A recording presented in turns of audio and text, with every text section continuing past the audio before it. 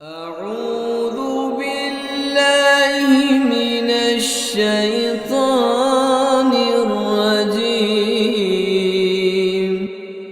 بسم الله الرحمن الرحيم شروع کوم پنوم د الله چې بخون کې مهربان دی. حامیم عین سین قاف. دغه شان الله غالب او حکیم تا او ستانه وړاندې تیر شو رسولانو ته وحی را لېږي په اسمانونو او پزمکه کې چې هر څه دي هغه ټول هم دغه دي. هغه ډېر اوچت او لوی دی. نږدې ده چې اسمانونه د پاس نه راوشلېږي، فرښتې د خپل رب د حمد سره تسبیح وایي او د ځمکې د خلکو په حق کې د معافۍ درخواستونه کوي. خبردار شه، په حقیقت کې الله بخون کې مهربان دی. کوم خلکو چې الله پرې خو دې او خپل سو نور سرپرستانی جوړ کړی دي، الله پاغوی نظر لري. ته داغوی حوالدار نه او هم دغسی. اے نبی صلی الله علیه وسلم، دا عربی قرآن مونږ ته وحی کړی دی چې ته د کلو مرکز یعنی د مکه خار او د غینا غیر چاپیرا اوسیدونکو خلک خبردار کړي او د جمع کېدو د ورځې نه او يروي چې داغه پراتلو کې هیڅ شک نشتا. یو ډله به جنت ته ځي او بل به دوزخ ته ځي. کو الله غختله نو دوی ټول به یو امت جوړ کړي وي، لیکن هغه چې څوک په خپل رحمت کې داخله ول غواړي هغه داخلوي او د ظالمانو نه ولشتا او نه مددگار. آیا دوی داسې نه پوه دي چې دوی هغه پرې خو دي او نور اولیاء یعنی سرپرستانی جوړ کړی دي؟ ولی خو خاص هم الله دی، هم هغه مړی ژوندۍ کوي او هغه په هر څه قادر دی. ستاسو په منځ کې چې په هر معاملې کې اختلاف وي، داغه فیصله کول د الله کار دی. هم دغه الله زما رب دی، هم پاغو ما باور وکړه او هم هغه ته رجوع کوم چې د اسمانونو او د ځمکې جوړون کې دی، چې هغه تاسو له تاسو د خپل نفس نه جوړای پیدا کړي او دغه سي په زناورو کې هم داغوی هم جنس جوړای جوړ کړي او په دې طریقه هغه تاسو نسلونه خوروي. د کائناتو یو سیز داغو مشابه نه دی، هغه هر څه اوریدونکو او هر څه لیدونکو دی. د اسمانونو او د ځمکې د خزانو کنجیانی داغه سره دی چې چاله فراخ رزق ورکول غواړي هغه له فراخ ورکوي او چې چاله په اندازه ورکول غواړي هغه له په اندازه ورکوي.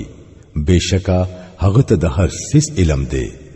هغه ستاسو د پاره د دین هغه طریقه مقرر کړی دا چې د کمی حکم هغه نوح علیہ السلام ته کړی وو او کوم چې اے محمد صلی الله علیه وسلم مونږه استاد د وحی په ذریعہ درلېګلی دا او د کمی هدایت چې مونږه ابراهیم، موسی او عیسی علیہ السلام ته کړی دی، د دې تاکید سره چې قائم کړی دا دین او پدې کې متفرق یعنی ډلې ډلې کېږي. ما هم دا خبره د مشرکانو ته ډیره ګرانه شوې ده.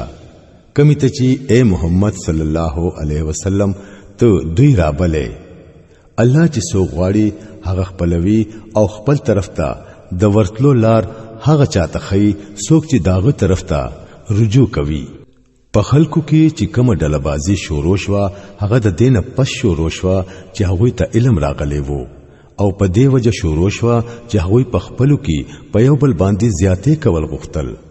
کچریستا رب د اولنا دا نوې فرمایلې چې د یو مقرر وخت پورې به فیصله رستوي، نو د دوی فیصله به شوي وا او حقیقت دا دی چې د مخکینو خلکونه رستو کم خلک د کتاب وارثان جوړ کړي شو، نو هغوی د کتاب په حق له ډېر سخت د پریشانۍ په شک کې پراته دي.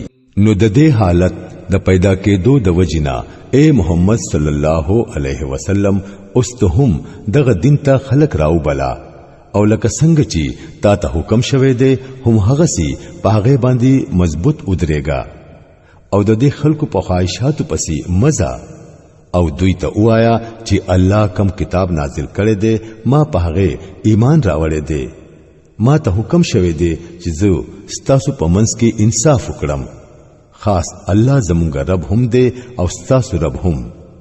زمونږ عملونه زمونږ د پاره دي او ستاسو عملونه ستاسو د پاره.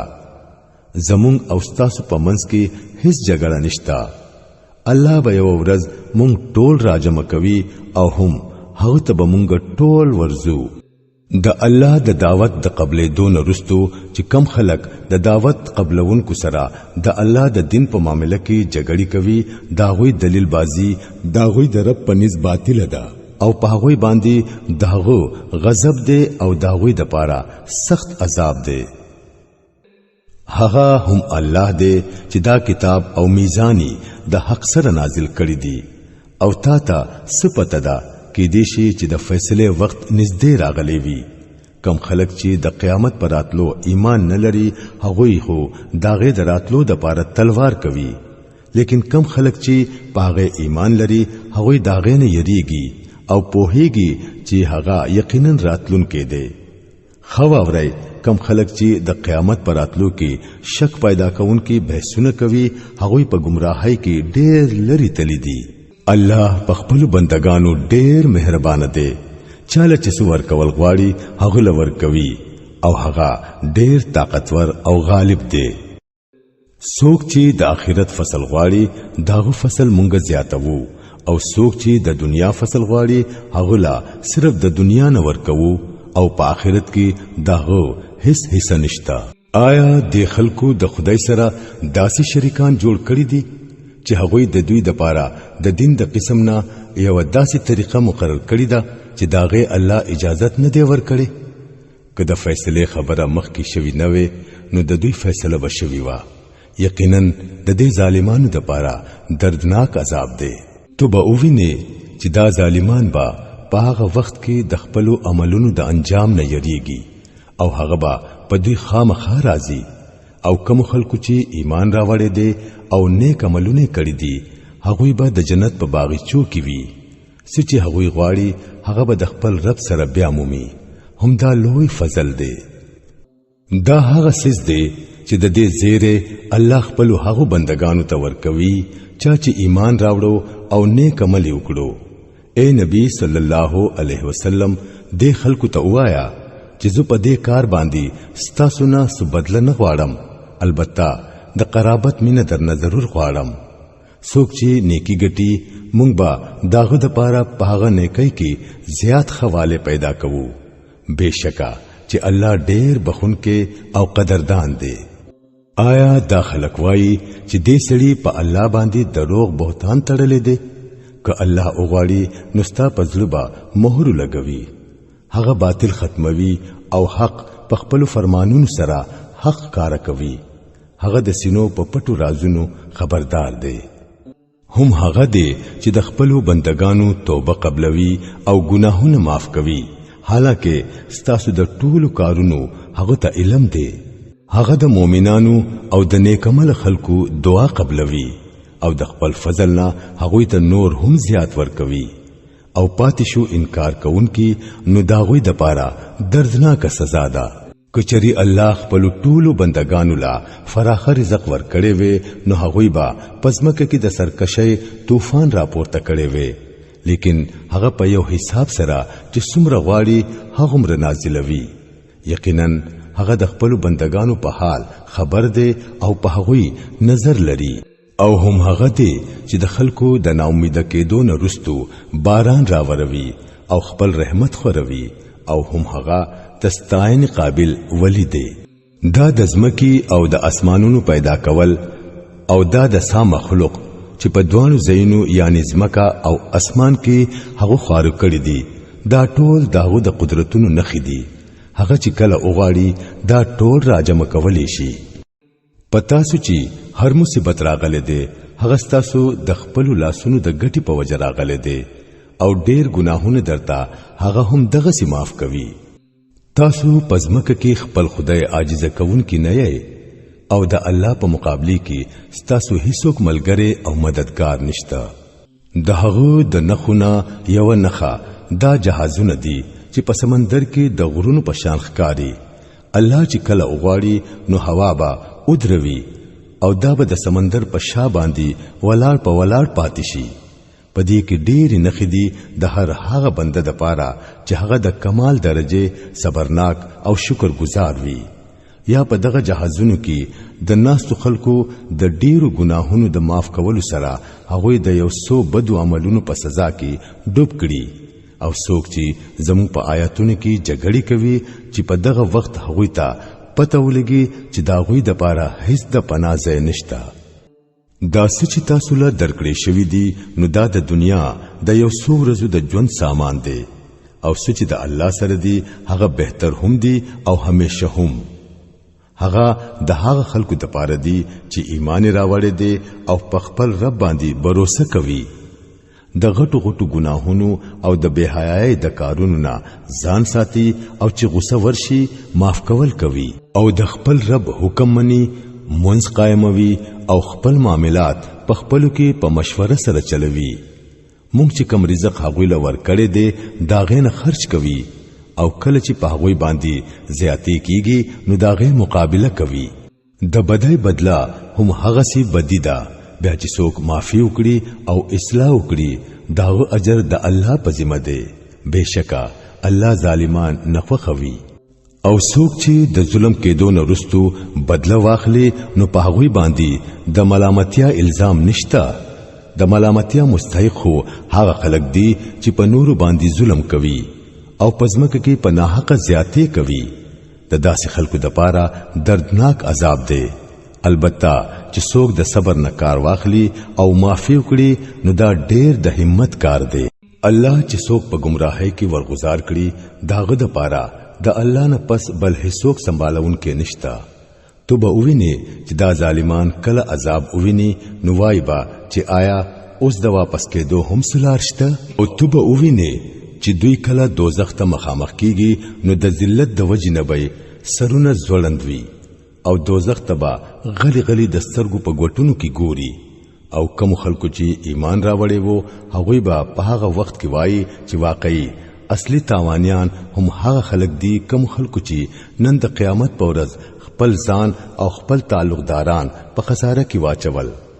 خبردار شئ ظالمان خلک به مستقل په عذاب کې وي او داوی به هیڅوک مرستيال او سرپرست نوي چې د الله په مقابله کې داوی امداد لورشي.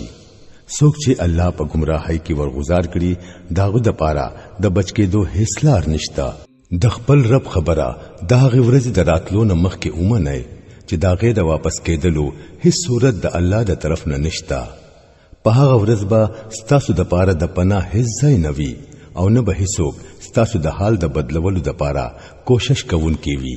اوس کچري دا خلق مخ اړوي نو اے نبی صلی الله علیه وسلم مونږ خو تو دوی ته سدنګران په حیثیت لګلې نه پتا باندې خو صرف د خبرې در رسولو ذمہواری ده. د انسان دا حال دی چې کله مونږه هغه ته د خپل رحمت مزه ور اوسکو نو په هغه باندې خوشاليږي او کچري د خپل عمل د لاس ورتا سو مصیبت ور اورسي نو سخت ناشکر جوړيږي. الله د زمکی او د اسمانونو د بادشاہي مالک دی. سچ غواړي هغه پیدا کوي. چاله چې غواړي نو جنکۍ ور کوي او چاله چې غواړي نو الکان ور کوي او چاله چې غواړي نو الکان او جنکۍ ګډ وډ ور کوي او د چا په حق لچې غواړي نو شنډې کړي. بهشکه هغه د هر څه خبردار دی او په هر څه قادر دی. هیڅ یو بشر دا مقام نه لري چې الله دغه سره مخامخ خبري وکړي. دغه خبري یا خو د وحي پتور وی یا د پردې د شان وی یا بیا هغه یو پیغام رسانه فرښتہ را لېږي او هغه دغه په حکم سره سچ هغه غواړي وحي کوي. بهشکه هغه ډېر اوچت دی او د حکمتونو خاوند دی. او دغه شان اے محمد صلی الله علیه وسلم مونږه د خپل حکم نه یو روح تا ته وحي کړی دی. تا ته هیڅ پته نه و چې کتاب سسیزوي او ایمان سسیزوي لیکن دغه روح نه مونږه یو رڼا جوړ کړه چې په هغه سره مونږ په خپل بندگانو کې چاته لار خودل غواړو هغه ته لار خيو. یقینا چې ته نیغي لاري ته هدایت کوي.